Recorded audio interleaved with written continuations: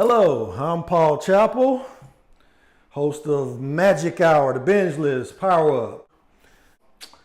Welcome to the first episode of a segment I'm going to call Behind the Curtain.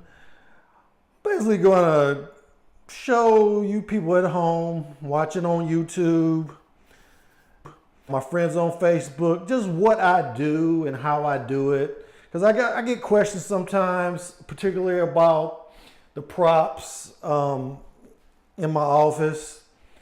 And instead of just answering all those questions piecemeal, I just thought I would start my first episode of this by just concentrating on my props, because today my wife, God bless her soul, bought me the final prop that I needed to fill out this beautiful little display over here. The Ghostbusters mobile. I think it's called an Echo one. But first things first, just about all this stuff that I have, if you're just a new YouTuber and you want to get an idea of where to get props, most of this stuff can be found on Amazon. I mean, even the lights I use and the tripods, just so many things you can find on Amazon. You know, if you're in a small town somewhere and you want specialized equipment, chances are you're probably not going to find it. So you have to go in places like Amazon. I mean, not to say that you can't find stuff. I find stuff all the time locally. Just with props, a lot of my props, I find them from Hobby Lobby. Believe it or not, they actually have a section of Hobby Lobby that's dedicated to man caves, and I got some of these props from that, particularly these two, Flash and Spider-Man, and I think that's about it from Hobby Lobby. But you'd be surprised at where you find things. If you go to the beach every year, like souvenir shops are a great place to find little specialized items, because they're trying to sell you stuff that you can't find anything else, something that, souvenirs. So I found a bunch of stuff there. I used to wear a lot of different clothing on one of my old shows, particularly Marvel clothing, and I found a lot of stuff at souvenir shops. I mean, there was some stuff that I found locally, but I just hit the jackpot when I went to the beach the last 2 summers. But just to give you an idea of the history of some of these props, I'm going to go to this little handheld camera I got over here, and I'm just going to take it. And we'll just go in close on these items. Of course, this is Thor's hammer. Not the best prop. I mean, it's pretty much plastic. It's a child's toy. And that, of course, this is a hat I actually got at Carowinds. We were at Carowinds, I think it was last year, and it started raining. And I went into a souvenir shop and I bought this hat because I didn't want to get in my car with a mat of wet hair. And when I got home, I was like, hey, I'm going to use this hat for my show. And then it became my favorite item, because I realized quickly that red really plays well on television. Of course, my favorite color is blue, like most males, but red just really pops. That's why you see a lot of items I have are red. In fact, there's a good chance if you give me some kind of item with red in it, I'll probably use it as a prop, because I like to change up my props every now and then. This Mario is a gift from my daughter. She won it at one of those arcade places. She won it and gave it to me because I guess she understood about my obsession with Red and my obsession with Mario. And as you can see, the books behind, these are all books that I read when I was in film school. Even the history, the Western Civ books are books I read in college. Some of these are outdated. These After Effects tutorial books are outdated. And I got at least one internet book by Tim Berners-Lee, guy who invented the World Wide Web. And this, I Love You More Than My iPhone, this is also a gift from my daughter. Because if you know anything about my daughter, she loves her iPhone. But this Iron Man helmet replica is I actually can wear this. Let me see if I can take off. As you can hear it, this is actually wearable. It's actually a really nice prop. I don't know if you can see the details in this helmet. It actually looks like something that they might have actually gotten Robert Downey Jr. to wear. I mean, it's very detailed. And the eyes on this thing, you can actually see through them, and they actually, and I forgot how to turn on the lights, but they actually light up.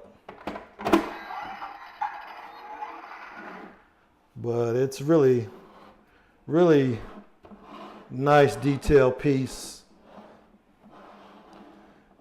I mean, from a distance, it's plastic, but from a distance, it even looks like it could be metal.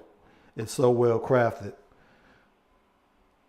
I'm sure they probably CGI'd Robert Downey Jr.'s helmet. I mean, they probably had a helmet like this in some scenes, but most of it's probably CGI. But I just thought this was just a master piece, and I just had to have it.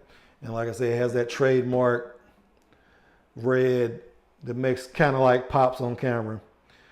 So this next prop is one I got recently. It's the DeLorean from Back to the Future. Now this is, you know, in my estimation, there's 3 types of DeLoreans in the Back to the Future films. This is the second one. This is the Mr. Fusion version of the DeLorean, and it's pretty heavy. It's 1/18 scale, made with real metal and plastic. It's kind of hard to display, but the doors actually come up. They don't stay open though, which is a problem. But as you can see, it's got a real detailed interior. And these wheels actually pop up, and I really can't show you that. Well, yes I can.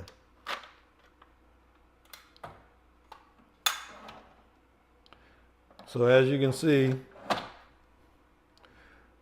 I have to be careful with this. I did actually had a piece break off when I received it, but so the wheels flip down, so that's nice. The hood comes open.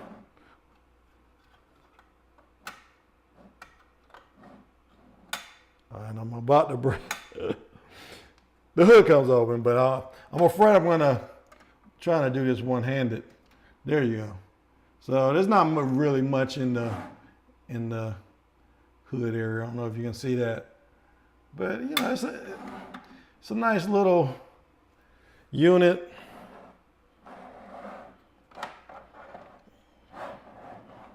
See the back there? Even the license plate, it's got the out of time license plate. I don't know whether that was the actual license plate from the second movie. I actually think that was the license plate for the first version of the car. I have to research that. But yeah, it's a very, very nice piece.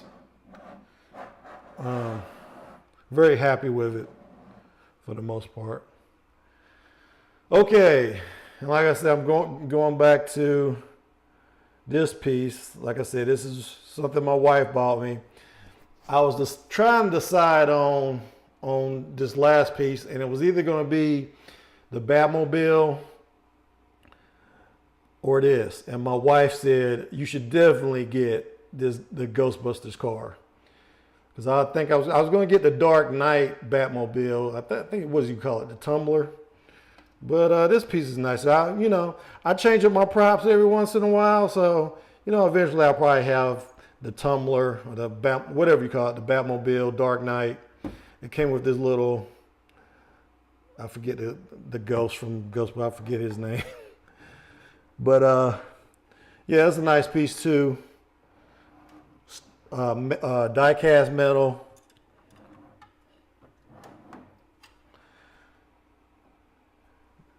Nice little details. Got a nice little antenna here. But I'm afraid of breaking these pieces. But very satisfied with these replicas. Here again is a gift that I received from my wife. She won this at one of those arcade places. And some of the books back here, I got Al Franken book. I just think that guy's brilliant. Although he got me too, but he's written some great books. Great writer, great comedian. Some other books I've read. Nothing very stands out that much. I mean, they're just basic novelty books I've read over the years. Some of them were made in the movie, like Black Hawk Down became a very successful movie. And I got, of course, like every wannabe filmmaker, I got screenplay of Pulp Fiction.